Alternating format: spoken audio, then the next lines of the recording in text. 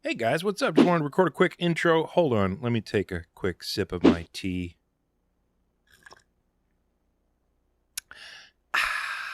Yummy. Oh, wait, did you see that? That's a new mug that I have. It says, "This is your brain. This is your brain on psilocybin." It's very much like the shirt that I'm wearing right now. This is your brain. This is your brain on psilocybin. Any questions? Throwback to Nancy Reagan's "This is your brain. This is your brain on drugs" commercials that came out after her "Just Say No" campaign. If you guys are old enough to remember that, then I apologize for all the aches and pains that you're experiencing. And what I'm trying to tell you guys is that the merchandise store is open for Two Seals and Walrus, and we got a bunch of awesome logo gear. We got a bunch of awesome, cool stuff like hats and T-shirts with really cool, one-of-a-kind slogans on them and graphics and whatnot. So go check that out at twosealsandwalrus.com. You can click on the store button and see all the cool merchandise. We're having an amazing episode today with Dr. Donald Hoffman, who is a specialist in the science of consciousness. The boys are out only because we had an opportunity to get with an amazing mind who had a schedule that was just a little bit different than the guys coming up and popping in studio. So we're going to do this one solo today, but he has promised to come back and talk with us as a group at some point in the future. But I just wanted to get this out to you guys. You can check out the merchandise shop at twosealsandwalrus.com/shop, I believe, or there's just a link right at Two Seals and Walrus. You can check that out. Of course, support us on Patreon, like and subscribe, and all that other cool stuff that will help the algorithms help people find us. Love you guys. Here's the interview. Two seals and a walrus. Okay, so today our guest is Dr. Donald Hoffman. He is a professor of cognitive sciences at UC Irvine with joint appointments in the Department of Philosophy, the Department of Logic and Philosophy and Science, School of Computer Science. So that's what? That's to say if you ever get fired, you will have another job in the same campus? I'm now emeritus, so I'm a professor of cognitive science at the University of California, but I retired last July, just in time for getting out of the COVID mess. Oh gosh, yeah. How's that been treating you? Very well. I've been able to, shelter in with my wife, and we've avoided it so far. But for everybody, it's no fun. So I read your bio and I've watched a bunch of videos online, and I think you have two of the coolest named degrees I have ever discovered. And if I knew those existed back when I was going through school, I would have elected to go through a large amount of secondary education. You have a quantitative psychology degree and a PhD in computational psychology from MIT, and I believe you got some kind of cognitive neuroscience accomplishment as well. Is that correct? Yeah, I have the quantitative psychology from UCLA for my bachelor's and the computational psychology. At MIT, you get to, at least when I was there, I was given the freedom to sort of name my degree. And, so I decided just calling it psychology, given what I was doing, would not be, an appropriate phrasing for it. I was doing so much, artificial intelligence work, mathematical work, so I called it computational psychology, partly because I was also, part of the new computational theories of mind approach. I had a conversation with Nick Negroponte back in the day when he was still at the Media Lab, and it was during the time that I was trying to make the decision of whether or not to go for advanced degree. And I had been newly hired on as an undergraduate for being a systems engineer at Silicon Graphics, which was one of the leading supercomputing companies of the late 80s, early 90s. And he was like, look, first of all, you clapped out all of your math in college, which means you're going to have to take a lot of math to even qualify to get into MIT in the Media Lab. I would only be able to pay you XYZ per month, which would barely cover a portion of your expenses. So you'd probably have to have an outside job as well. Plus the many hours at the Media Lab will probably require of you. You already have a high paying job in a very technological sector. I suggest that you just go do and make money. Right. Well, that makes sense. Of course, I didn't go into the PhD for money. That's if I wanted to get money, I definitely wouldn't have done that. And actually, I made more. I was working at Hughes Aircraft Company before I went to MIT. I was a member of the technical staff and project engineer and so forth. And after I got my PhD from MIT and went into academia, I was making less money than I was making as an undergraduate without a PhD before at Hughes. So I spent all that time, got the degree, and then took less money. So it was definitely not a good move in terms of economics. But in the long run, I'm very glad that I did it. Well, I got to say, I'm very glad that you did it too, because after consuming a ton of materials that you've put out online and the books that you've written and things like that, and the way that you're now pushing for a better understanding of fundamental physics from my perspective than a lot of people out in the field. I think if we don't understand fundamental physics and our position in it or our interaction with it, we're never really going to understand our place in the universe, how the universe works, how we can help to manipulate the universe, if that's a good word, to make our life easier and the lives of those around us easier, etc. Now, you didn't originally start with the search for consciousness or the study of consciousness. Your initial foray into understanding like perceptions and the things that we see around us was in the field of visual perception. Is that correct? That's right. So at MIT, the reason I went to MIT was that there was a brilliant researcher there named David Marr who was doing very interesting work on the cutting edge of vision science and artificial intelligence. And his idea was, if we're going to study visual perception, we don't just want to understand the biology of visual perception. We want to build working visual systems like robotic working visual systems. And if we can do that, that will give us some confidence that we know what we're talking about. It may not be, exactly right, and it may not be how biological systems work, but at least we have something that actually does the job. It actually can see in 3D, it can recognize objects, identify colors, whatever the task might be. So if you build a working system, then at least you're not being stupid. You may not be right, but at least you're not being stupid. And so I was very interested in that because it had the rigor, and yet I was very interested in perception. I was interested in the neuroscience, but I really wanted more than just the neuroscience. I wanted a deep computational understanding so that we could actually build things that work. And so that was my original draw to go to MIT, and it was quite an experience. There was a lot of fun to take courses in artificial intelligence and visual neuroscience and try to relate the two. Were you involved in helping to prove that natural selection does not favor showing organisms the truth, or was that Pinker and you adding on to that? That's right. And Steven Pinker has a wonderful paper that was published in 2005. I think it's titled "So How Does the Mind Work?" And in that paper, he gives 5 reasons why we shouldn't expect that that natural selection would favor creatures with true beliefs, including true sensory beliefs.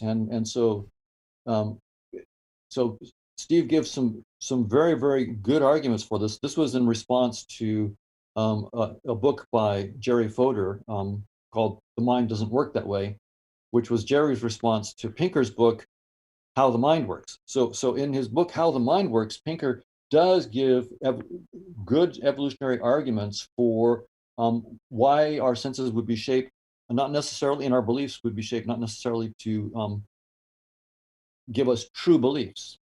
But there are no theorems in that work, right? It's very very good and it makes sense, but it's not a theorem. And so what I did with some graduate students in around 2010 was to start to use the tools of evolutionary game theory first, just to run simulations. So my graduate students for their PhDs did a bunch of simulations of various kinds of um, sensory strategies, competing in foraging games, and we could then look at strategies that saw the truth, saw none of the truth, and see what happened when they competed. And we learned a lot. It gave me confidence that there was a theorem that from our simulations, it seemed that organisms that saw the truth were never more fit than organisms of equal complexity that we didn't allow to see any of the truth and were just tuned to the relevant fitness payoffs.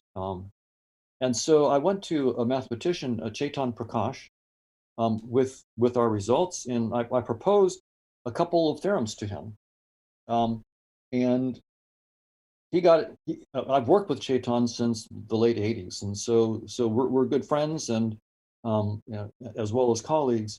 And Chetan always humors me and listens and so forth. And so he thought it was interesting enough, and so he actually proved a couple theorems uh, that really give the beef behind what we found in our simulations. And the bottom line is this: the probability is zero that any sensory system of any creature, not just human, but any sensory system of any creature, will be shaped by natural selection to report any true structures about objective reality.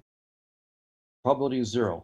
And you might say, well, how could you prove that? You'd have to know what the structures of objective reality are before you could prove that we don't see them. And that's the power of this mathematical approach, is we don't need to know what the structures of objective reality are. We can prove that whatever they are, or Chetan can prove that whatever they are, we don't see them, and no sensory system will be shaped to see them. And again, uh, I should be very careful and say, I'm not saying it's true that we don't see any true structures of objective reality. I'm just saying that our best theory in biology, namely evolution by natural selection, that theory entails that no sensory system will be shaped to see the true structures of objective reality. So as a scientist, I'm always, I don't know what's true. All I can do is to take our best theories and look at their implications. And then also then look for the next step.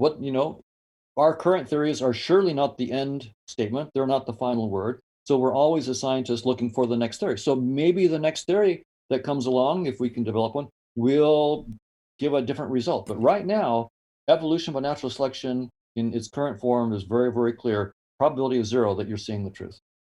Now, that's really cool because of the next steps that occur in this logical process, because physics itself is starting to understand that space-time isn't a fundamental characteristic of the universe.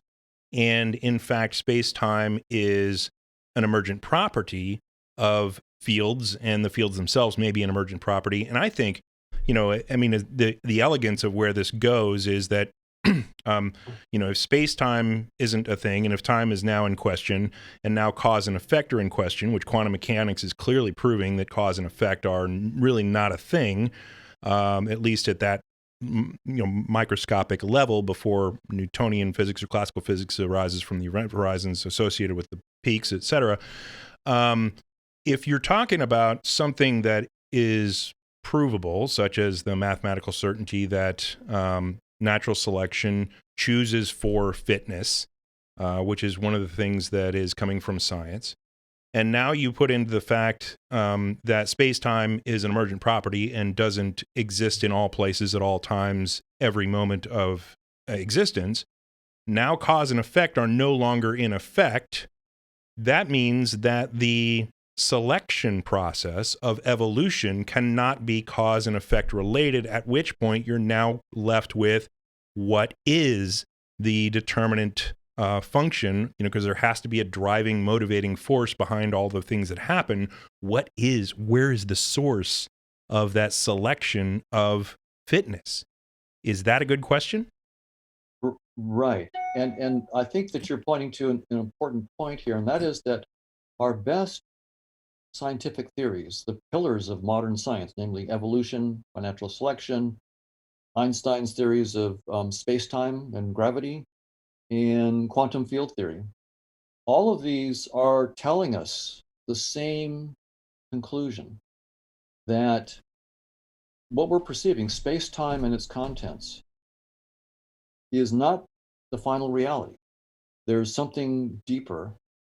These theories are precise enough and rigorous enough to tell us that, which is quite amazing, right? They tell us where they stop.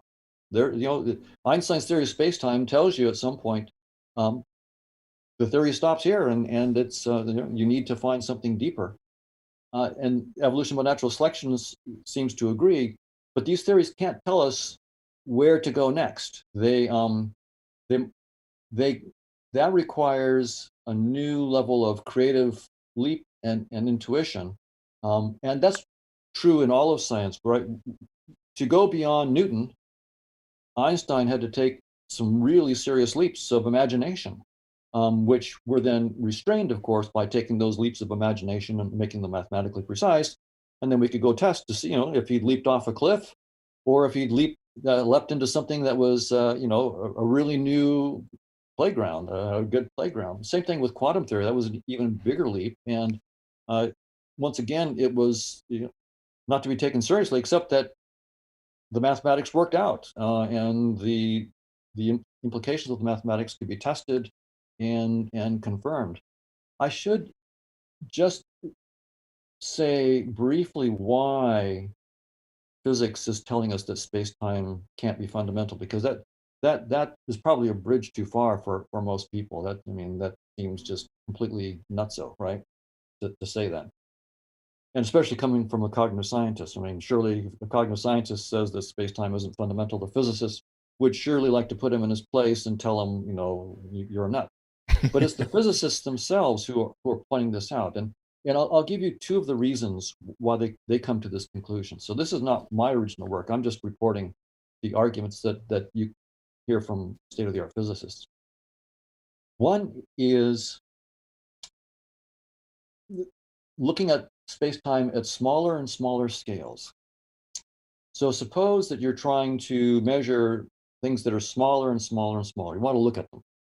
Well, if you think about it in terms of a microscope, you need to shine light on the object, and to see smaller objects, you need light with smaller and smaller wavelengths, right? Because if the wavelength is a meter long, you're looking at something that's only a tenth of a millimeter. Right. Well, you won't be able to see it if the wavelength is a meter long. You need a small wavelength of light to see a small. So the idea is we can use smaller and smaller wavelengths of light to look deeper and deeper, smaller and smaller into space-time. Well, quantum theory tells us that those smaller wavelengths are associated with higher and higher energy. Mm-hmm. The smaller the wavelength, the higher the energy of light. Einstein tells us that more energy means more mass. Energy and mass convert, E equals mc squared. Right. Then gravity tells us that at some point, if you put too much energy into a small space, you're going to collapse the space into a black hole. Right. And so what happens if you try to measure smaller and smaller, at some point, that point is 10 to the minus 33 centimeters or 10 to the minus 43 seconds, the very notion of space-time ceases to be feasible. It's no longer operational. Right. It doesn't make sense anymore. If you try to measure that, all you get is a black hole. And if you try to add smaller wavelength and more and more energy, you just make a bigger and bigger black hole. You literally destroy the information that you were trying to observe. Right. So that's one argument. And you might say, well, who cares? 10 to the minus 33 centimeters, that's pretty tiny. But there's another argument, and that is take any room. This is now a macroscopic object. Say, take a nice big room, and suppose this is now quantum mechanics and gravity again. Suppose I want to measure something like, coupling strength of the electron, or the ratio of the, mass electron to the muon, or something like that. I want to do it to pretty high precision. Well, quantum theory says you have to have not only the system that you're observing, like the electron, but also a measuring apparatus, which is also a quantum system. And to get more accuracy in your measurement of the electron, you need more what they call degrees of freedom, which corresponds to a bigger apparatus, more degrees of freedom in your measuring apparatus. So as you add more and more degrees of freedom in the measuring apparatus in this room, your mass is going up. And at some point, once again, as you try to get more precision, you collapse the whole room into a black hole. And this is no longer at something at a microscopic 10 to the minus 33 centimeters. You collapse the whole room. And so this is not just a problem about the small, but it's a fundamental problem that we get when we look at gravity and quantum theory together. The way the physicists will put this is when you deal with quantum theory and gravity, there are no local observables in spacetime. Mm, That means there's nothing in principle that you can measure with arbitrary accuracy inside spacetime. And that is the kicker. We've always thought of spacetime as the fundamental stage, the fundamental reality on which the drama of life plays out, right? It started with the Big Bang. What happened at the Big Bang? Space-time emerges, the stage emerges, and then energy in it. And life comes later, and consciousness comes later, and so forth. But the stage, the fundamental thing in that picture is space-time itself.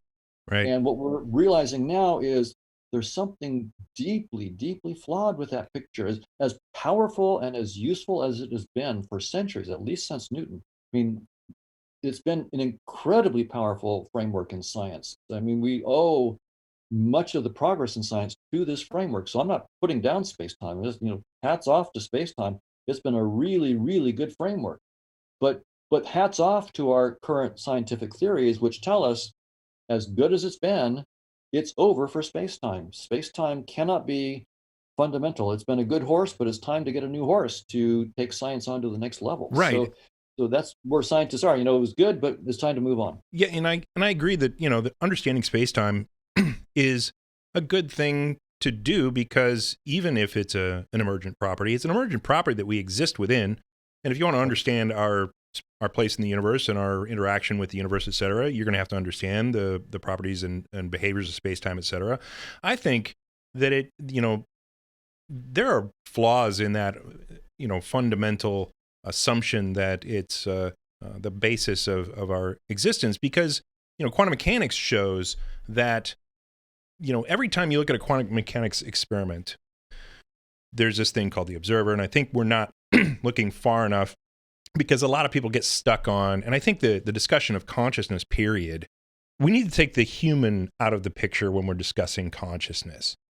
And we need to separate the problem, I think, into consciousness, the action or acting mechanism, which then influences physics, and then the experience of consciousness within physiology. And I think the issue that everybody's having is when you say the word consciousness, they immediately jump to the experience that we're having through the physiology of consciousness, and then they're totally not focusing on or missing the point that consciousness can exist from a fundamental level way down below the covers. And it becomes a question for me, very simply, of when do the atoms, dumb atoms supposedly, become intelligent or enough, or what is the driving mechanism that then causes those atoms to congeal into organic molecules, and then have those organic molecules start to take proactive pro-life actions. And I'm not saying pro-life from a political perspective. I'm saying that they're just taking actions that support life and the propagation of life, etc.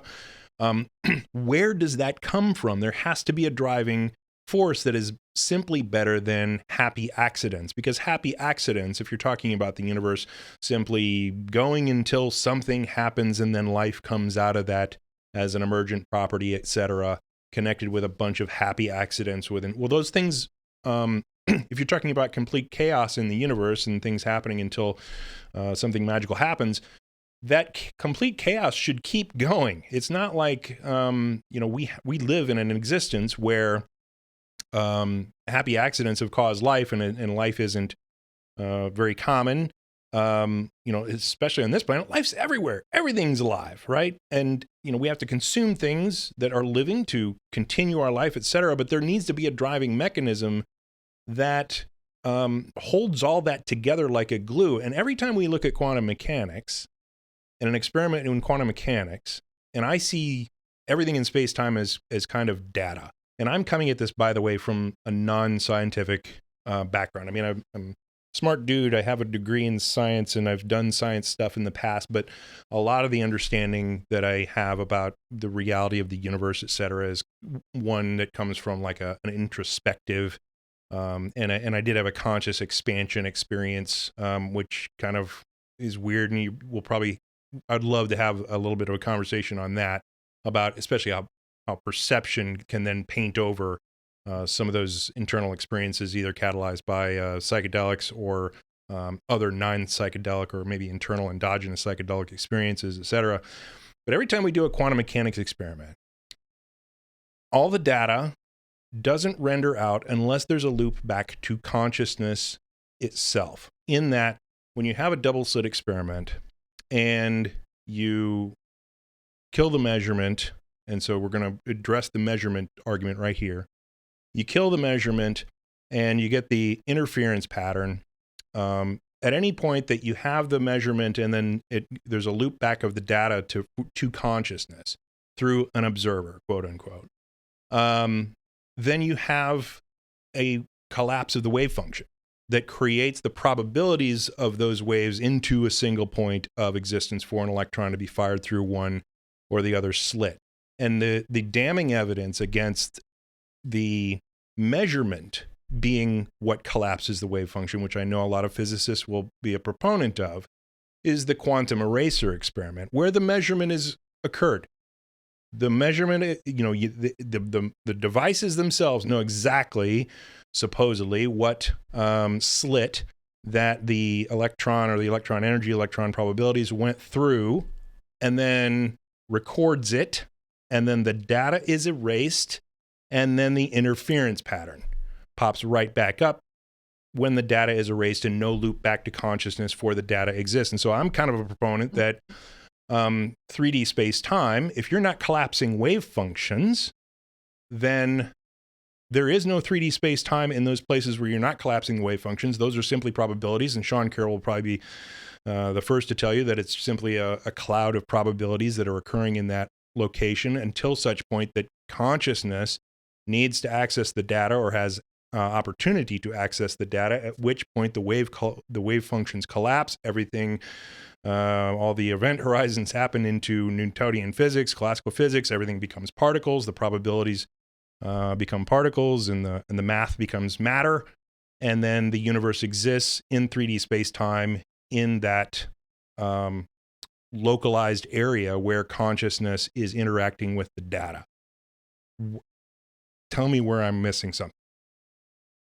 Well, let me put on the hat of, I think, current physicists, right? So most physicists wouldn't go that direction that you just talked about, right? So we may want to go there, but let me just first say that most physicists wouldn't go there.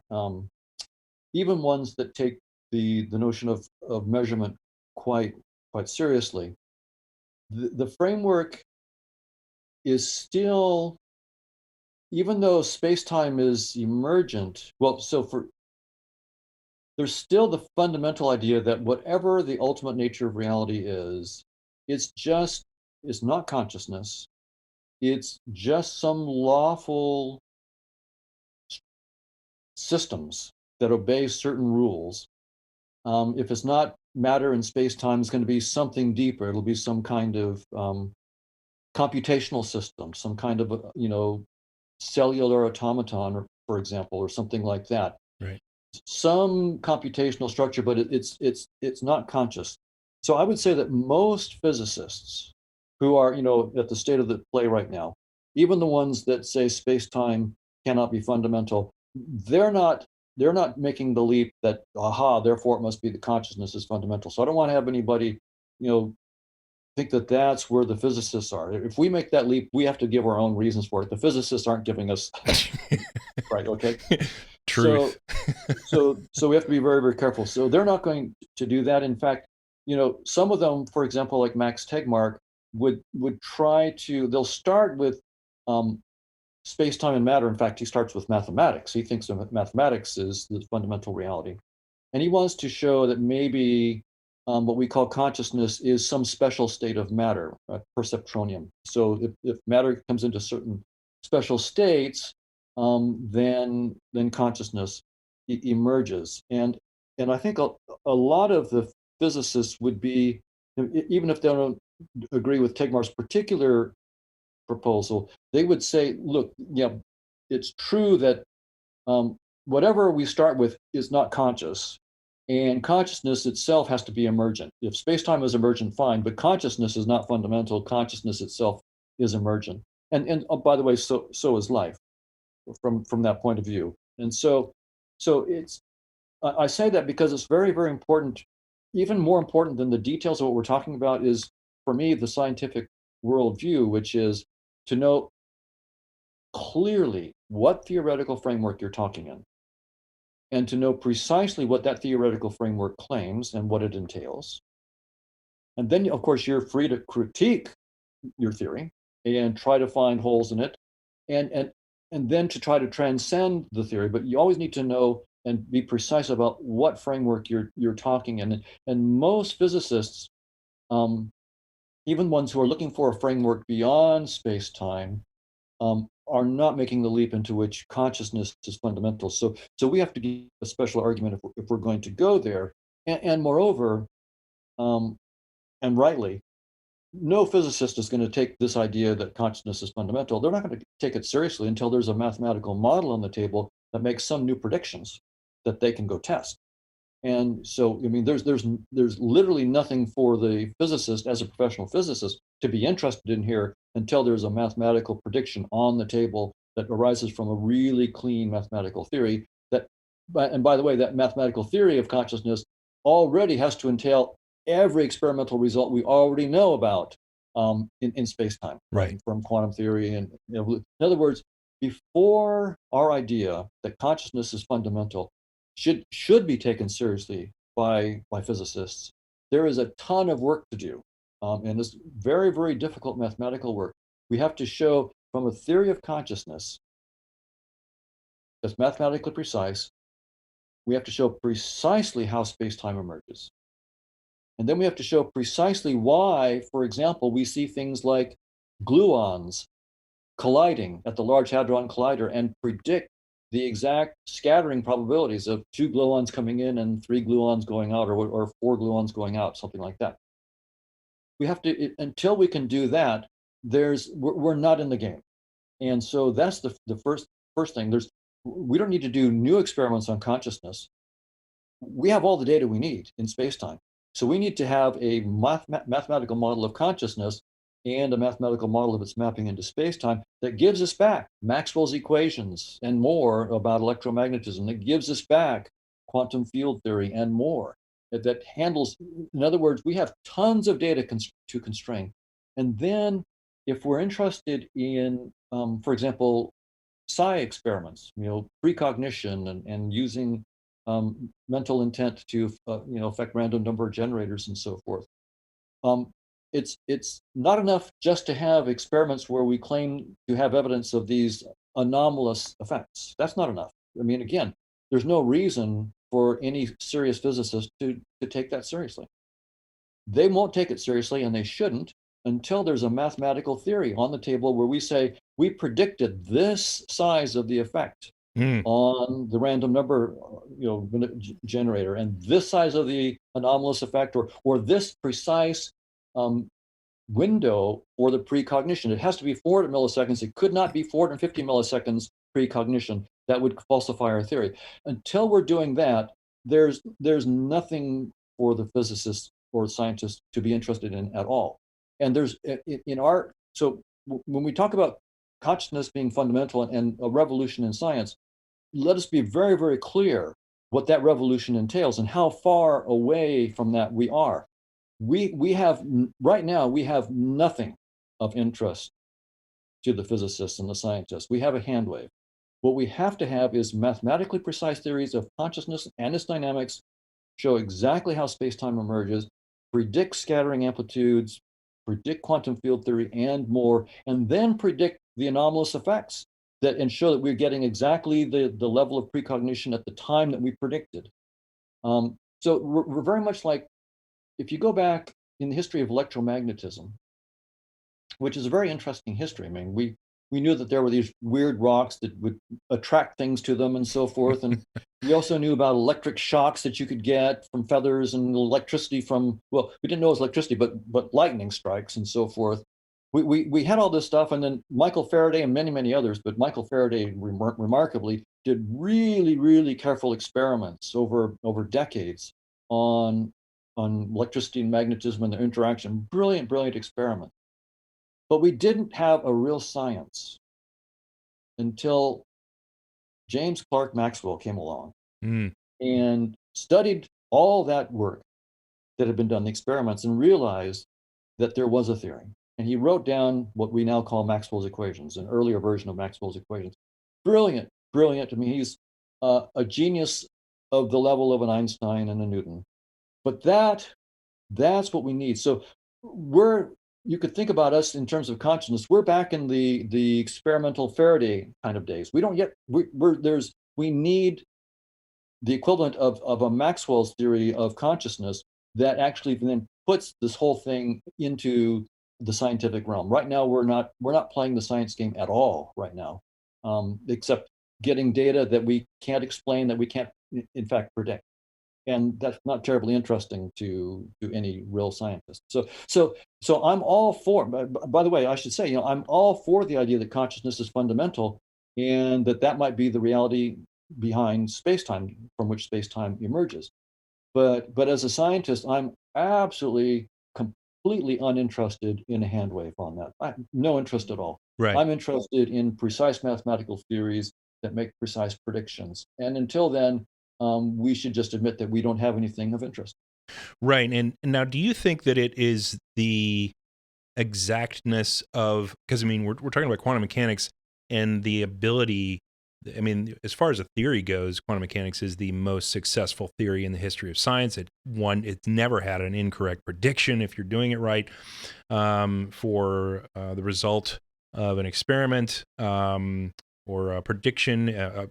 Over a third, almost half of our entire economy is based on the science of the electronics that have come forth from quantum mechanics and predictions and things like that. And do you think it is the exactness of the science and math itself that allows people to ignore the anomalies? Because here's the thing, from my perspective, from coming from the consciousness explorer slash, I like to keep a foot in the boat of science because I don't want to go completely woo woo and just do a hand wave and say, oh, it's magic. And quantum mechanics explains everything, and we can do, psychic experiences and whatnot because we're non-local consciousness and, interfacing via your microtubules and your neurons and all the things that I've said in the past, by the way, which are, I know are probabilities and not definite answers to things.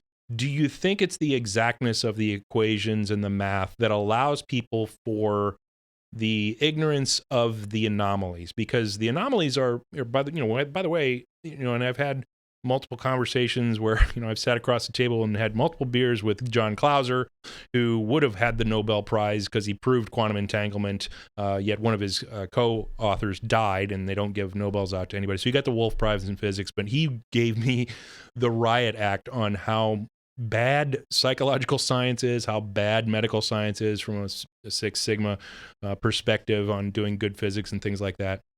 Right. There are anomalies, though, that where decent science has been done, or as decent as possible, on things like it's been proven that twins can feel each other's or sense each other's pain in certain instances, or in numerous instances. There's the whole science of Russell Targ and Hal Puthoff, that they did remote viewing at Stanford Research Institute for a number of years and got 40 years worth of intelligence community funding because of the success rates of being able to sit in a room and have a quote unquote psychic look at secret Russian military bases. And, President Carter even came out and said, yeah, they found a Russian bomber once before the rest of the world's intelligence community could locate the thing and the coordinates that the psychic gave us. We landed the helicopter there, and they were pulling the wreckage out of the jungle where we landed the helicopter. I mean, there's a whole bunch of anomalies that are, decent science, although, as decent as psychological and medical sciences can be.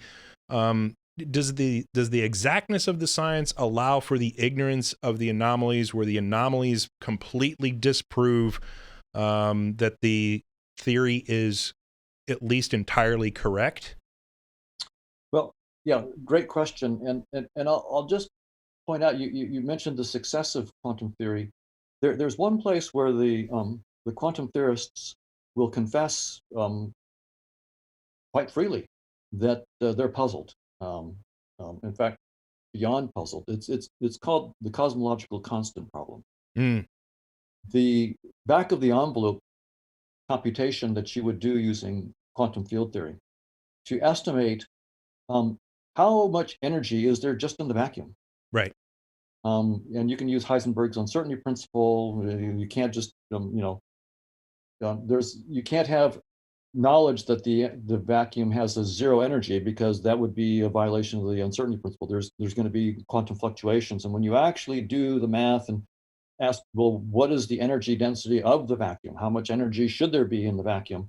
And you find that as you go smaller and smaller, once again, the wavelengths of the uncertainty effectively go higher and higher, and so the energy goes up. It effectively goes to infinity. But but before you get to the Planck scale, say down to 10 to the minus 31 centimeters, I mean you're estimating 10 to the 120th. It's off by a factor of 10 to the 120th from what we actually measure. Right. So here's a case where the back of the envelope computation that you do using quantum field theory is off by 10 to the 120th. That's it's a one with 120 zeros. Mm-hmm. Wrong. That's how far wrong our theory is. So that's a very humbling situation that tells us that, again, that there's something deeply conceptually wrong in what we're doing. So, but you're right that the successes of quantum theory are unparalleled. But there's also that anomaly, which is a huge anomaly. And again, the attitude of the physicists towards the other kinds of anomalies that you were talking about, the remote viewing successes and so forth. First, as you pointed out from Clauser, they may look askew at just the reliability and the statistical depth of these experiments. Right? They may go, do you have a 2 sigma or 3 sigma event? We Right. come back when you have a 5 sigma event, and then we'll start talking. But until then, um, I'm not interested. And I think that's a perfectly legitimate attitude, right? I mean, Yeah.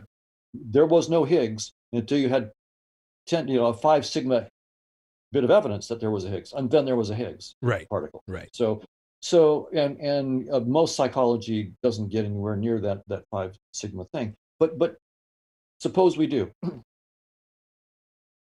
It's still not that impressive, and for good reason to the physicists, because we aren't able to predict the precise effects that we're supposed to get from these experiments. Right? Right. We don't have a theoretical framework that predicts exactly what the deviation on the random number generator should be if someone is intervening by their intentions.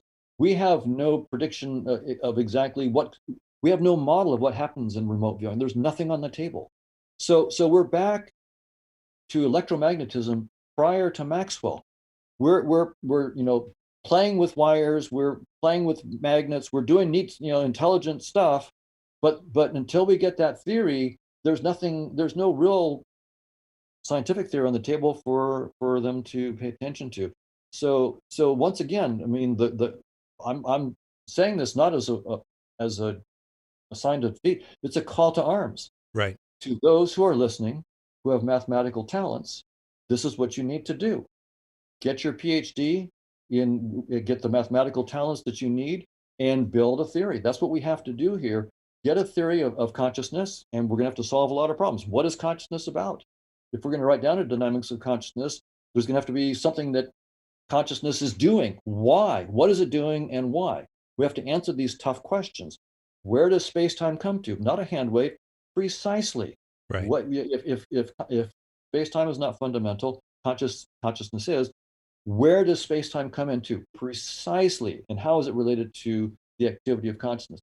Then we can begin to say, okay, what does it mean when we say that someone's intentions are affecting a random number generator? what precisely does that mean in this big theoretical context? And what exact influence would you predict?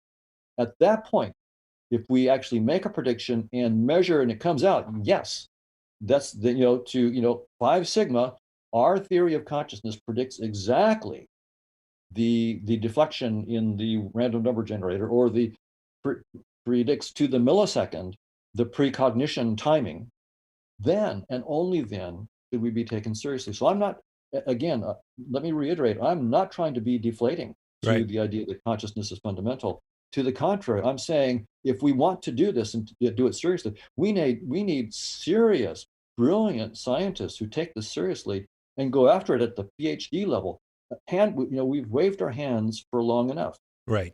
Let's get down to work and build a theory and predict things to 5 sigma accuracy. Then I'll be interested, and so will the physicists. Until then, I promise you this: no physicist will ever be interested, nor should they be. There's nothing for them to be interested in, and it will remain that way for centuries to come Sure. until we have a theory.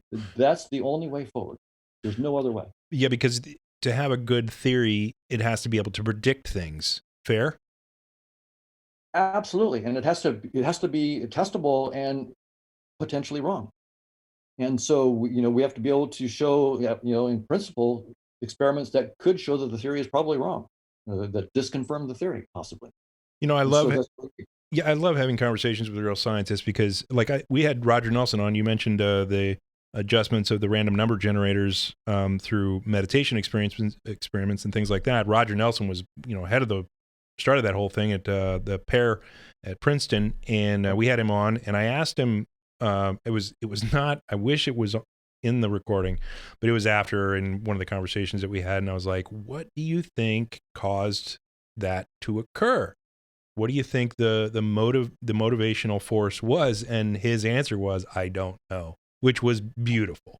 I love that answer because it's truthful, and the reality is we don't know. I mean, when you sit a bunch of people down and you have them meditate on, like the Maharishi, whatever it was, that did that meditation and tried to lower crime rates, and they got some kind of an effect on a major metropolitan city during the weekend that they were meditating on reducing crime rates. Crime went down and yada, yada, yada. And then you got Roger Nelson affecting random number generators with large groups of people and whatnot.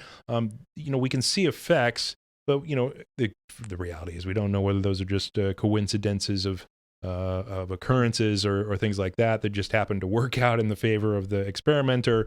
But it comes down to a point where you've got to have a theory that is predictable and you can understand what's going on. Otherwise, you don't know you don't really understand what's going on. You're just kind of helping to figure out the ballpark of where you might need to look. right. Fair? Absolutely. And so for those who are listening, who are potentially going to be going off to college or graduate school and are interested in this, then I can just say depending on the aspect of this that you want to work on, you need to understand. For example, if you're trying to understand how space-time is related to consciousness, well, then you have to understand space-time. So you need to take classes in quantum field theory. You need to really understand quantum field theory. You need to understand special and general relativity. Then, if you're trying to build a model of consciousness and how it relates to space-time, you're going to have to know the neuroscience of consciousness to begin with. And then you're going to have to know some information theory, because information is at the key to understanding the neuroscience behind consciousness. There's a ton of work to do, and then you're going to have to ask yourself, okay, what mathematical model of consciousness do I want to propose? And who knows what mathematics is going to be involved in that, but this is not trivial stuff. So for those who want to get involved, we're talking PhD levels of study in physics, mathematics. I mean, so information theory, quantum theory. I would say something called geometric algebra is critical in this. Stochastic processes, Markov chain theory. These are all the kinds of mathematics that have to be mastered and will probably end up figuring somehow into the model of consciousness. And then you're going to have to, we don't, in physics and in science more generally, we don't know if we're right. we can never know for right. But what we do is we make bold postulates and then cash them out precisely. So Einstein made a bold postulate.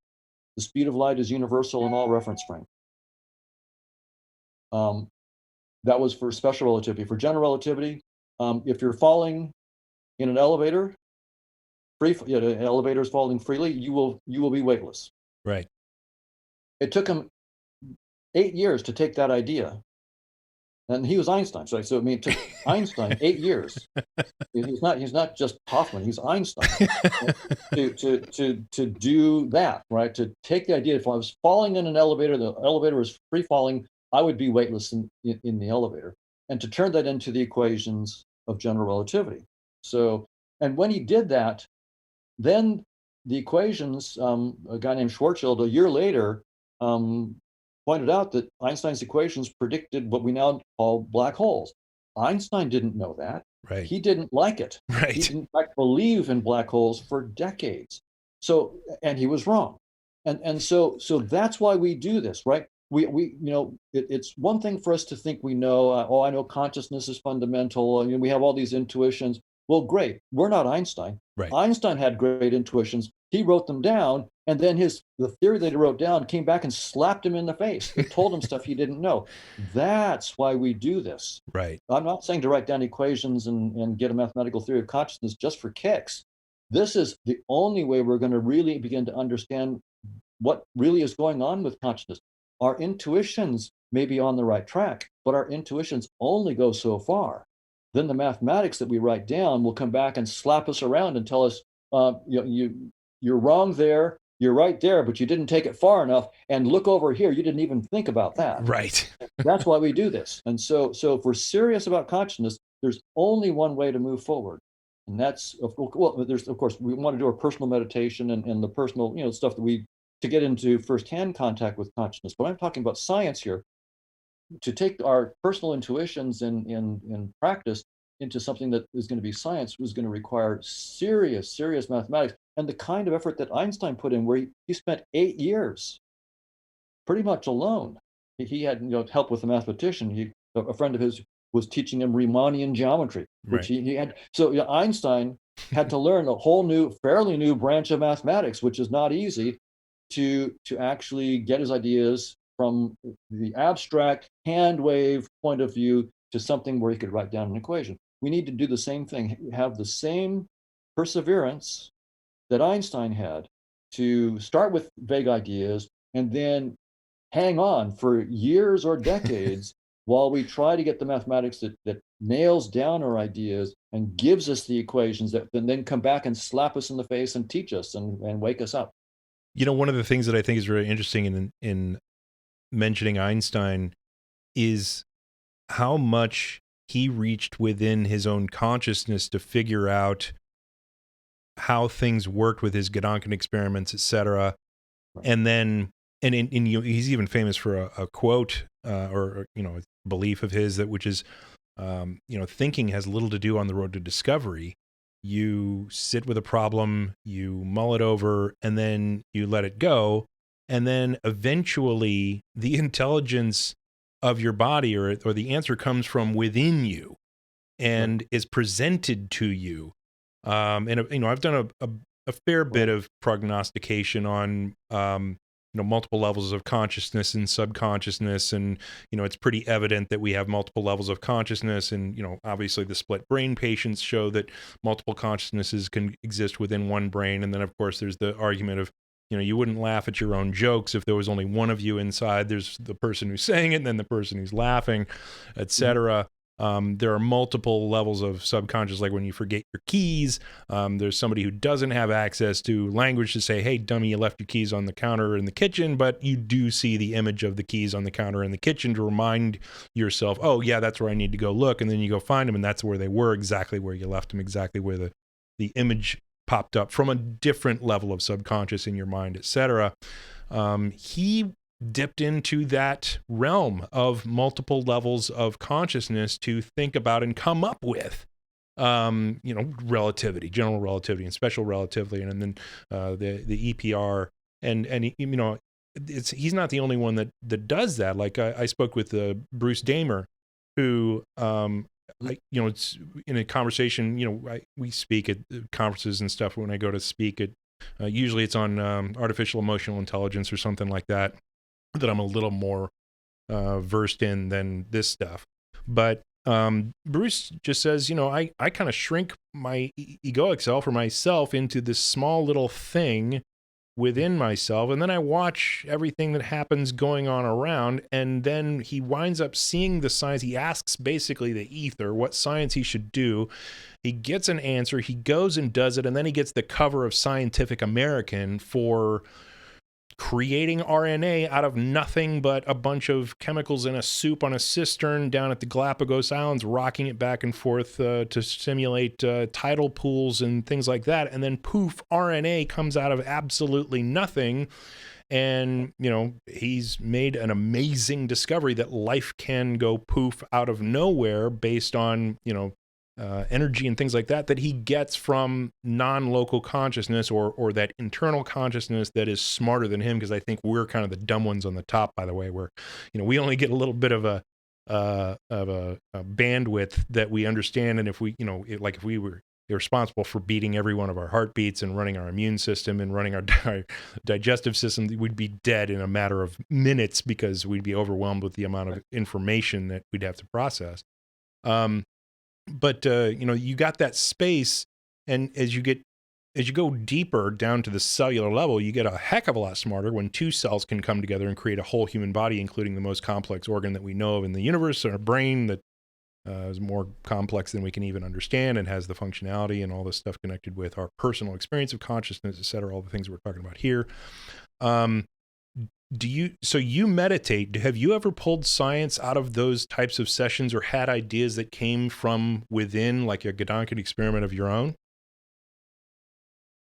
Yes, all the time, and I do agree with what you were saying, that and like apparently you were saying Einstein also said this, that in many cases you just look at a problem, think about it for a while, then let it go, and you let your subconscious, so to speak, work on it, and come back in a few days. You might have some deep new insights, and I work on that approach all the time. And I'm working right now on a mathematical model of consciousness, and its relationship to space time and physics.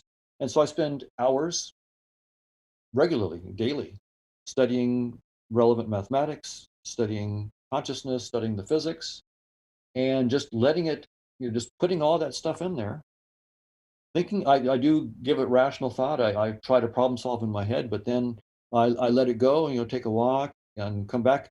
And sometimes a new idea will come back, pop up after weeks or months later on that. And this phenomenon has, of course, been well studied and well discussed in various frameworks. So there's there in a popular setting, there's Malcolm Gladwell has a book called Blink Mm. about this, which is I recommend if someone wants to understand this a little bit from an easy to digest point of view. Gladwell has done a great job. Um, there's there's books within the cognitive science framework. Thinking Fast and Slow is a great book by Danny Kahneman, who won the Nobel Prize, which also gets into this kind of distinction. That was in And economics, right? yeah, that's right. And I remember that book. the standard, I would say, this one of the standard views from a non-spiritual point of view is you can think of the brain as a very vast neural network, Mm-hmm. and the aspects of the neural network that we're consciously aware of are just really top level icing on the cake, not the Right. and so when you read stuff and think about stuff and then walk away from it, what's going on is there's this vast neural network that's working on it, and eventually the it comes up with some intelligent answer and pops it back up to the icing on the cake that can think discursively about it. Right. But and so that's one framework in which it's discussed. I would say that's the standard framework in which this kind of thing is discussed. But as you point out, we might want to think about this again in a situation in which consciousness is fundamental. And then once again, I would say I'm all for it. What we would like to do is, I mean, at least with the neural network thing, we actually have a mathematically precise model and something we can implement where we can actually see how this works. Can we do the same thing within the framework of consciousness? Right. Can we get up a model of consciousness and what we mean by subconscious processing that's not a physicalist model that actually then explains the same thing? So once again, what I'm saying again is not to be discouraging about consciousness. Rather, I'm saying let's up our game. What can we do to go beyond just a hand wave about talking about consciousness this way to where we can actually have a mathematically precise model of consciousness that can then compete with the neural network models that are also out there, which explain this unconscious intelligence. Now, let me ask you this question. Because the science of natural selection proves, or is at least mathematically proven, that our organisms are chosen for fitness and not truth. When we figure out the truth of consciousness, are we all going to drop dead suddenly? Is that? Oh, well, that's an excellent question because again, it raises the issue that I tried to raise a little earlier, which is how we think as scientists.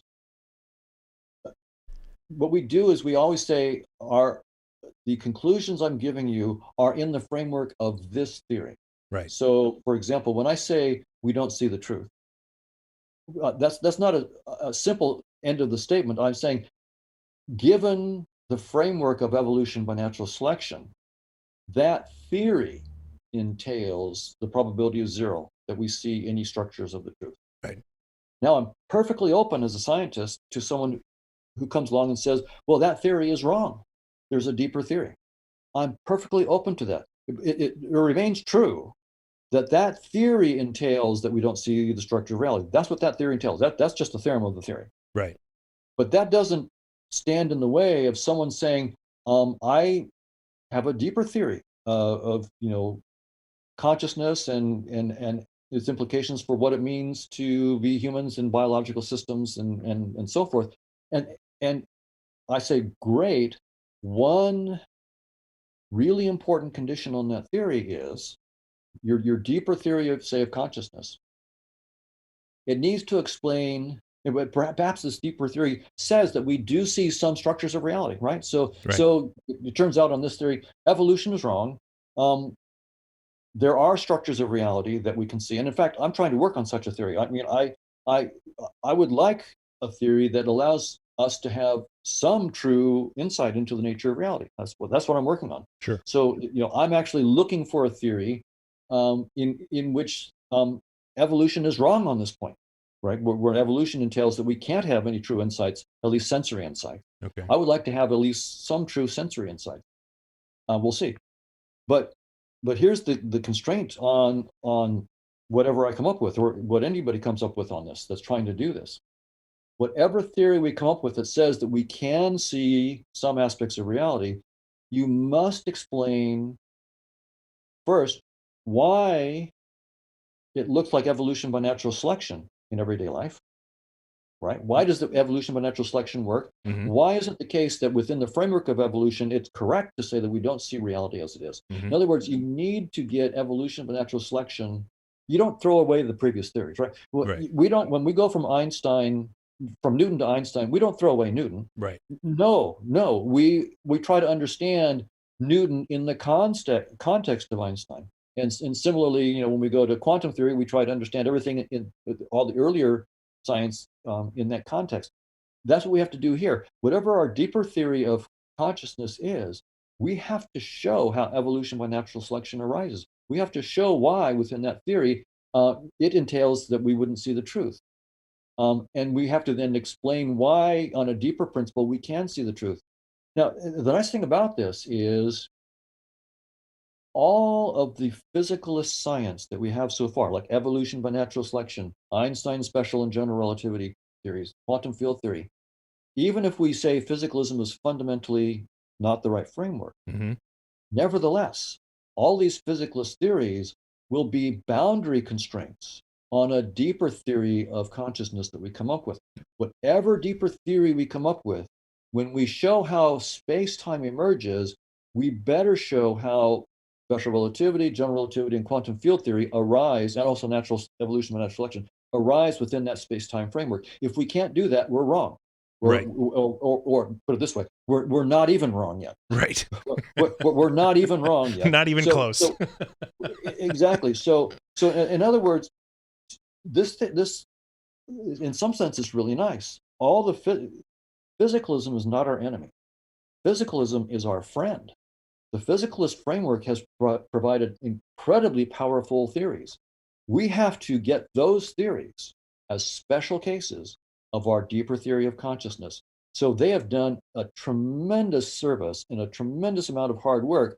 We now have real strong constraints that will tell us right up front, no experiments needed, whether our theory should even be considered or not. If we can't get back evolution of natural selection, general relativity, then you're wrong. Well, you're not even wrong. You're not even on the game. Right. Not So even we'll in the just ballpark. know that there's nothing, and we shouldn't then bother the physicists or the physicalists until we have something that's worth their time. Right. So we have our work cut out for us. Now, let me ask you this question, and I love that. I love that attitude. By the way, I love that position because I just think you're right. From a scientific perspective, you just have to have a theory that is going to be able to make predictions and be correct about things and be inclusive of all the previous science that we have proven to be correct. And one of the things that I want to point out, though, and I want to play both sides of the fence on this, I guess, is explorations of consciousness are included under the umbrella of imperfect perception. Would you agree with that? Like, for instance, let me expound on that before I make you answer that. There are people who have endogenous awakening or enlightenment experiences, that type of thing, or experiences of consciousness expansion, which seem to evoke a large amount of truth in comparison to not the reality that we see around us, but the reality as it exists in quantum mechanics or at a deeper, more fundamental level than what I call the emergent property of space-time or 3D space-time, et cetera. And so, but at the same time, I understand why, while I had and have those types of experiences and other people can experience those type of experiences on psychedelics, and it seems real and it feels more real than real, so to speak. And there's a lot of, scientifically identified, fundamentals that identify, like from James forward on the varieties of religious experience, etc. You have a certain classification that goes into defining these expansive experiences, noetic in nature, etc. But the that's got that experience, wherever it comes from, whether it comes from the microtubules of our neurons, such as the Hameroff and Penrose are famous for proposing, or if it comes from some other mechanism within quantum mechanics, which I also believe is a potential shade of gray truth, where we just don't understand enough about the mechanisms of potential non-local communication or accessing the information within our own DNA, perhaps, that passes on, we know it passes on, potentially passes on memory, where there's some type of multi-genetic memory or multi-generational memory that is passed down from flatworms. So, for instance, that you experience one or expose one flatworm to a bad experience, and 17 generations later, their progeny are going to react to that bad environment. And they've found that in mice as well, 4 or 5 generations deep, where they even pull the cell of a egg and a cell of a sperm from the mice that they exposed to a bad environment, and you create another mouse, and generations down the line, you put that 5th great-grandson or whatever it is in that same bad experiential environment, and they freak out, right? We know this science of that exists, but that type of experience, wherever that information is coming from, also then has to pass through the meat of our mind to pass into our consciousness, and thus is tainted, shall we say, or limited by our ability to perceive the information that we're gaining access to, whatever it is, wherever it is, and is then painted into memory on all the limitations, all the same limitations that we have up here in the gray matter, people, I think, kind of overlook the fact that, oh, I have a spiritual experience and that's the absolute truth. And the reality is it may not be, because you're limited by the same soup and the failings of that soup up here. Now, I've heard you say in the past that you have not had any experiences with psychedelics, and I don't know that I've heard anything that you've said about internal experiences that you've had while meditating, because my original big expansive experience that I'm now on this world tour of trying to compare to psychedelic experiences, that one was an endogenous, and I believe it was a psychedelic, endogenous psychedelic soup of chemicals that were released, at least in the 20 years of research that I've done on trip reports and all this other stuff. It was greater in scope and more encompassing than any individual psychedelic I've experienced, including 5-methyloxydimethyltryptamine. Oh. What type of experiences have you had, if any, while meditating, and have you changed your position, or have you changed your experiential base on psychedelics? And any comments that you have on the soup up here, or the jello up here, limiting that experience? Let's just riff on that. Right. Yeah, this is an important topic. I think that when we have these unusual experiences that seem to be very insightful, Mm-hmm. um, we should be balanced. On the one hand, I wouldn't ignore them. To the contrary, I think that we should pay very, very close attention to something that even insight that you have on a psychedelic trip. Um, you should pay attention to it. On the other hand, we also know that we're easily self-deceived, and so we should have a big grain of salt that we apply to our. So it's a balancing act. On the one hand, I don't reject these things out of hand. I think we should look to them for insights. On the other hand, we shouldn't be doctrinaire and say I've got the truth. Um, one sobering thing to look at is that there are hundreds and hundreds of diverse spiritual traditions going back centuries, millennia, with divergences in their conclusions about what their traditions and their experiences mean, that have led to centuries and even millennia of fighting. And what we each tradition is, in many cases, are sure they're right, and everybody else is wrong on this. And it's just a matter of logic that at most one of them can be right, right? And so that means that the other 99%, and perhaps all 100%, but at least 99% are wrong. And we should take that to heart. It's really hard for us to have the right balance. Again, I'm not saying reject these experiences out of hand. There will be insights, but there's a humility that needs to be applied to this. Every insight should be, this is the best interpretation that I have so far. I would love to be instructed about how I'm misconstruing this. And if there's this there's this sharing across spiritual traditions where we of course clearly state what we think we've discovered within the context of our own tradition and its language, but in a non-doctrinaire way, and with the proviso that of course we could be wrong. This is just the best we've come up with so far, and we're willing to listen to the hundreds of other spiritual traditions and what they think they've learned. That's the context in which we can actually come together and get the best insights from the various traditions and move forward. But there's an interesting insight that's come out of evolutionary psychology here. So now, as a scientist, I'm putting on the evolution by natural selection hat, right? Right. So it's in the context of that theory that I'm now talking. Okay. I'm not talking in the context of consciousness being fundamental. I'm talking in the context of evolution by natural selection and evolutionary psychology. Okay. Now, in that context, it's really quite interesting.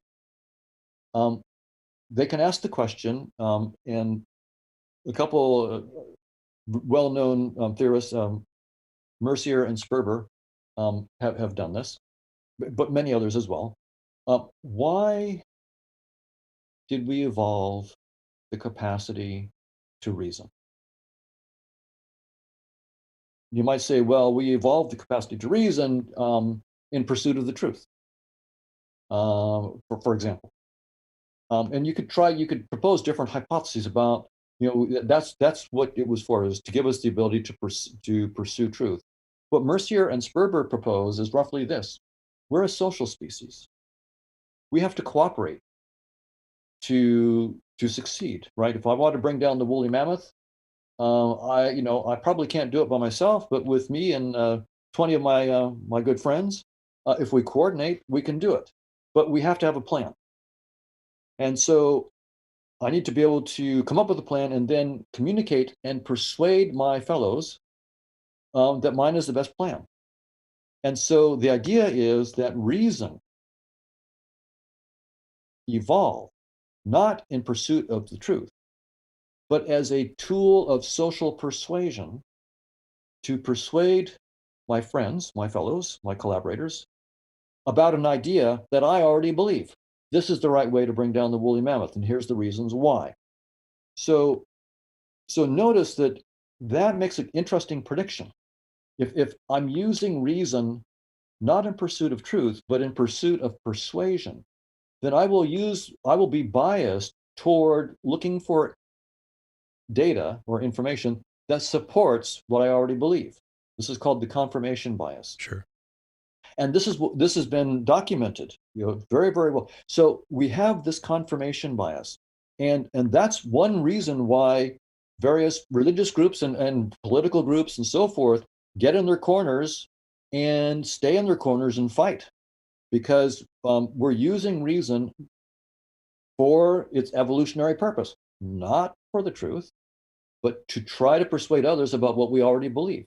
So, if that's the case, then we're going to have to understand that each tradition has its own take on what these spiritual experiences mean, and we're going to be entrenched in the worldviews that we already have, and our reasoning is going to be co-opted not for the truth, but to persuade others about what we already believe. It's in that context that we need to look at those things. It's in that context, by the way, that we need to look at our scientific theories as well, right? Sure. And in fact, so science is not immune to this, and we have factions within science. The interesting thing about science in this regard is individual scientists are as dogmatic as any other person on the planet is, right? They're people. We're all people. So what Yeah. is the power of science?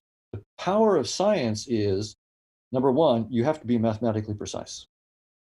Number two, you have to propose experiments that could be used to test your theory.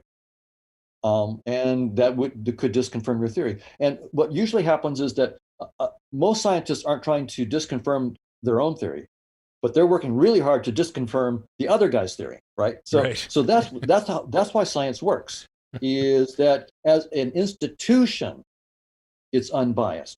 Individual scientists are, of course, as biased and prejudiced and dogmatic as anybody else on the planet. We're just people. Although, in some cases, after decades in science, you begin, some people, at least not all, but some scientists begin to actually evolve the more personal humility of saying, oh yeah, well maybe I'm wrong too, and maybe not just Joe over there is wrong or Mary over there is wrong, but maybe I'm wrong too.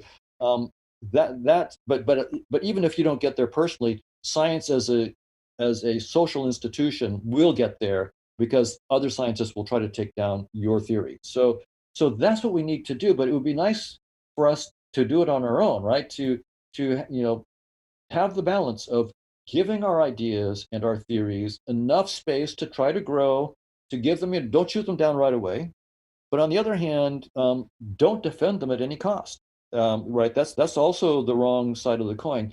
So when we try to evaluate the peak experiences we have, drug experiences, psychedelic experiences, meditation experiences, there is the balance of my interpretation of that is my interpretation.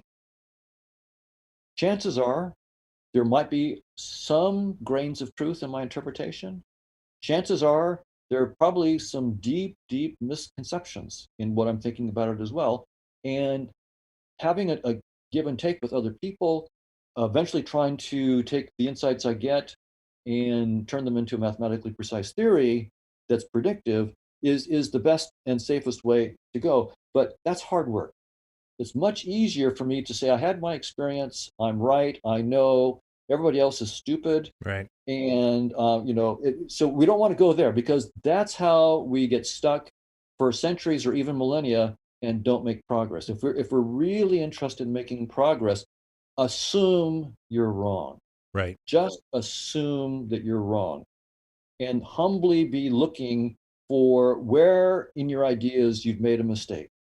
And if you then if possible, eventually, I mean, of course, not all of us are mathematicians. I'm not a mathematician. I have to work with mathematicians, but eventually want to take our ideas, work with those who do have mathematical skills, and make our ideas precise, so that we can then finally say something non-trivial that could be precisely wrong. Right? Right. Unless we're precise, we can't find out precisely where we're wrong.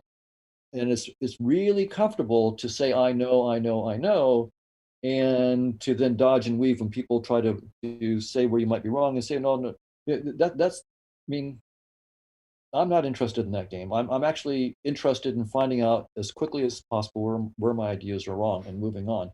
And, I think most of us really are. And so I think it's more just maybe just a heads up here.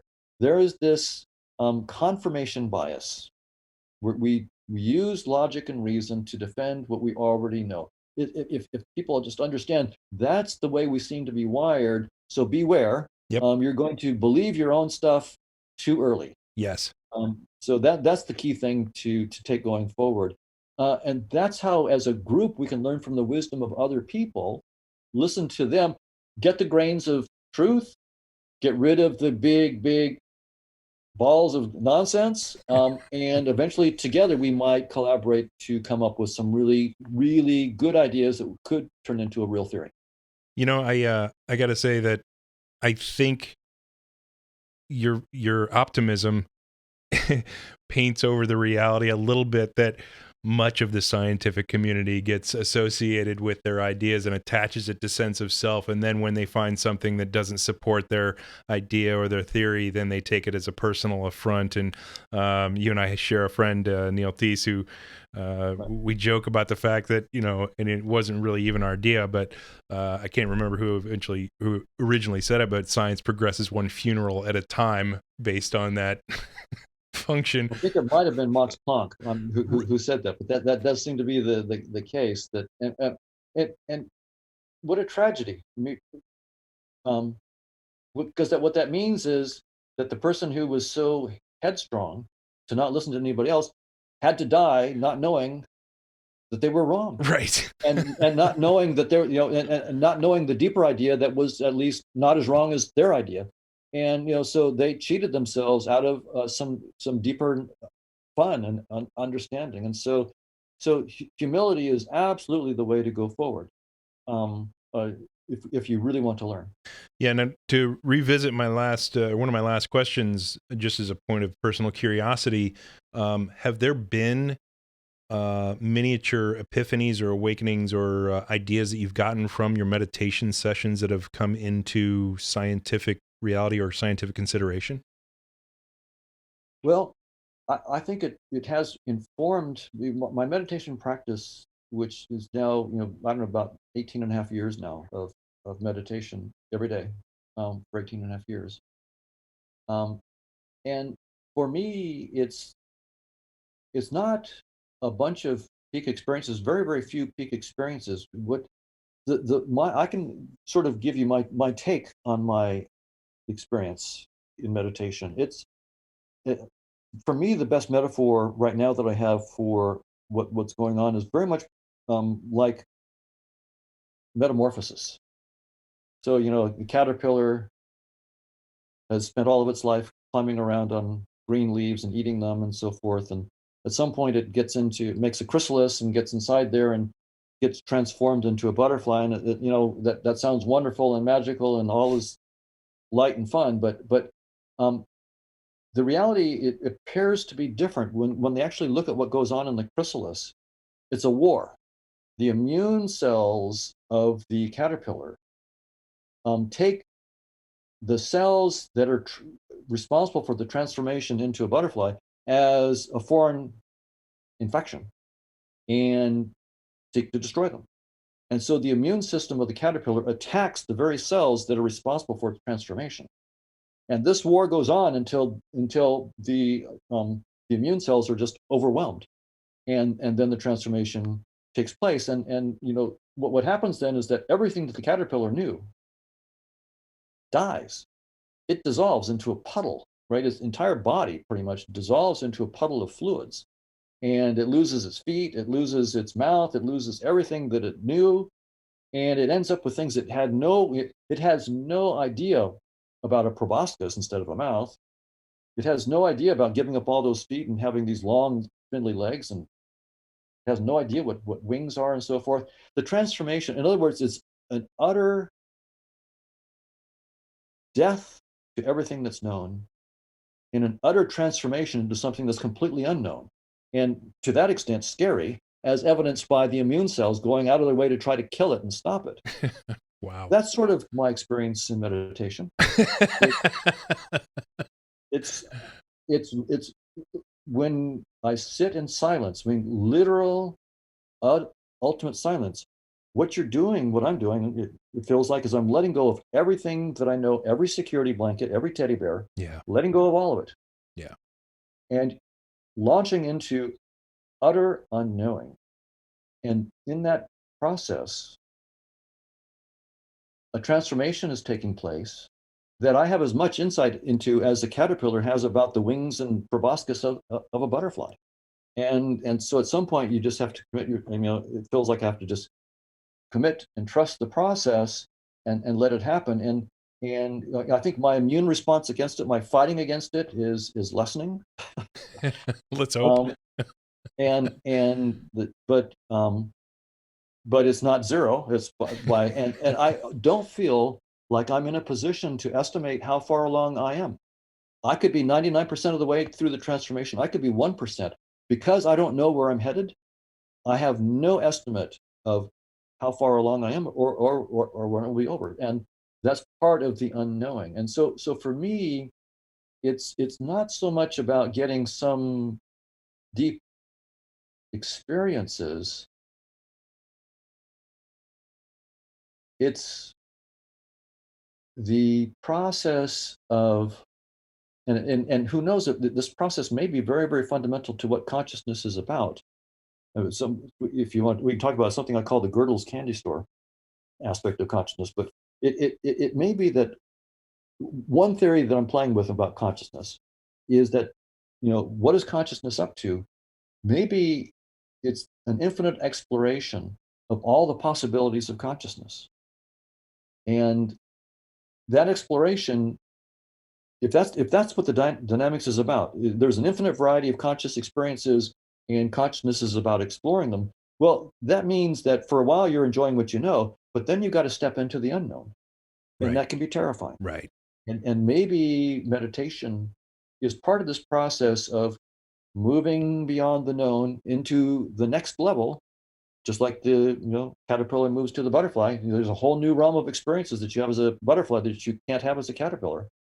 And this may be what consciousness is about. I'm not saying I'm right, but at least it's an interesting possibility that we will forever, consciousness is forever on this knife edge of enjoying the current experiences, and then going into the unknown, which can be terrifying, to further exploration. And so that's the best framework I have right now for thinking about the meditation process. It's a metamorphosis, which is not all fun and games. Would you suggest meditation to your scientific colleagues for the benefits and insights that you can get from that type of introspective moment? Absolutely, I would recommend it. Also, just for physiological health reasons. And it's um, another way to another metaphor that you can have for for the meditation process is just simply learning to relax. Right. And that's extremely important to bring down your cortisol levels, I mean, for most of us, our jobs are demanding, it's stressful, and having a time of meditation is important to relax, to allow our bodies to have recovery time.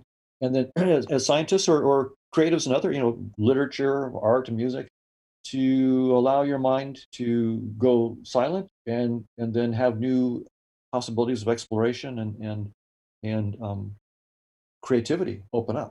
So yeah, for just the relaxation aspect and openness to new creativity, I would highly recommend it. Wow. Well, I've had an amazing conversation today, experience with you, and it's been a treat just to have this time with you. I mean, I've read your stuff and seen the videos and agree with a lot of the epiphanies that you're discovering and the math and the science that you're putting behind it to help support the argument and the theories that are coming forth from this work.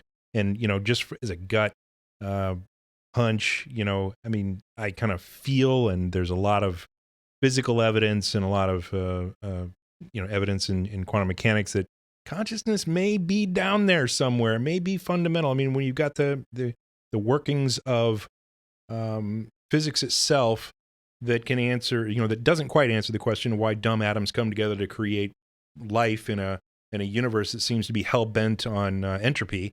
What's that driving force that puts it together that then creates complex organisms that wind up singing opera and growing roses and things like that? It's like, I love that joke. And I forget the origin, but you leave the universe alone for a number of billions of years and it starts singing opera. Number of hydrogen atoms basically come together to start singing opera. It's been a great pleasure. Where can people find your work? And by the way, I do want to put a pin in, and only for the reason that the guys who are usually across the desk, who would love this conversation as well, aren't here today. I want to have you back in a future episode to continue some of the discussions, especially these guys over here have come back with PTSD and TBI and things like that, and their explorations of exogenous compounds, so to speak, have improved their grasp on their mental health and their understanding of consciousness, and have really opened their world, etc. I'd love to have you back to have that kind of discussion with those guys on the other side of the table. Where can everybody go to find you, besides Googling your name and finding you everywhere on YouTube and speaking at conferences and things like that? Where can people go to find what the latest is you're working on? Well, I've got a book called The Case Against Reality, which I would recommend. It gives an overview of these ideas, but for a broad audience. And then if people go to my website, so Donald Hoffman at UCI, UC Irvine, I have a homepage there, and I've got some links to my publications and so forth. I've got a link to my Vita. It's a little bit out of date right now, but it has links to a lot of my publications. And a lot of my publications are available online. Now, I've got a TED Talk. If you just Google my name and TED Talk, you can see a TED Talk on that. And I would just say one last thing, for any students listening that are interested in pushing consciousness forward as a scientific discipline, learn all the math that you can. Thank Learn all the you. math that you can. Thank you for saying that. My son's advanced on math and science. He's probably a year and a half ahead of his grade. He's in 5th grade now.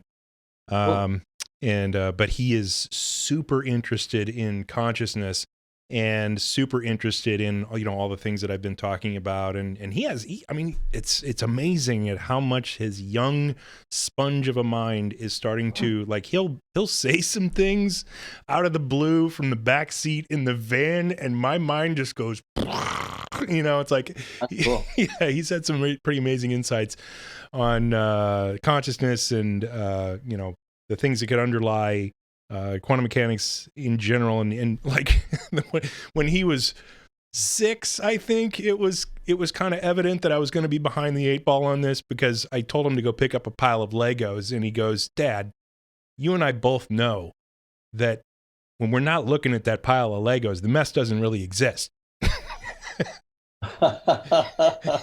And I said, son, That's great. son, I collapsed the wave function on that pile of Legos, and it's now your job to go clean it up. There's using reason to get what you want. And we're back for the outro, just to let you guys know that the conversation that we had kept going a little bit, and so you can check that out at Patreon, patreon.com/TSAW. We have those clips up for all the extra stuff that you don't see, including the Randall Carlson stuff, the Donald Hoffman stuff. Last week we did a little bit bonus with Lindsey Briner. Don't forget to hit the like and subscribe and share buttons for us, because that helps the algorithm find other people to help us find other people. Hope things are well with you guys. Talk to you soon. Peace.